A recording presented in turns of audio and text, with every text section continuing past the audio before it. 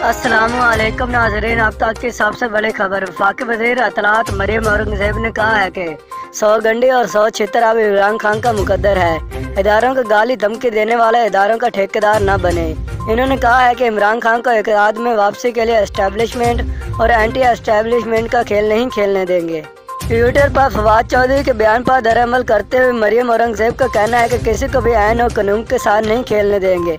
इमरान खान ने एतराफ़ किया है कि 4 साल हुकूमत चलाने के लिए अदारों और एजेंसियों की मदद ली। वज़ीर इत्तलात ने कहा है कि धौंस धमकी गाली से इंसाफ का कत्ल नहीं करने देंगे। नवाज शरीफ और मुस्लिम लीग का बयानिया ऐन का बयानिया है और रहेगा। फौज और अदलिया को सियासत में घसीटना बंद करो। इन्होंने कहा है कि इमरान खान का निशाना इदारे हैं और इनकी क़यादत को ओहदों से उतरवाना है। मुंह पर खून लगने की बात करके आप पाँव न पकड़ें। इलेक्शन कमीशन फौरन फाड़ने का फैसला दें। इमरान खान साहब धौंस धमकी और गुंडेगर्दी के जरिए इस केस में एनआरओ चाहते हैं।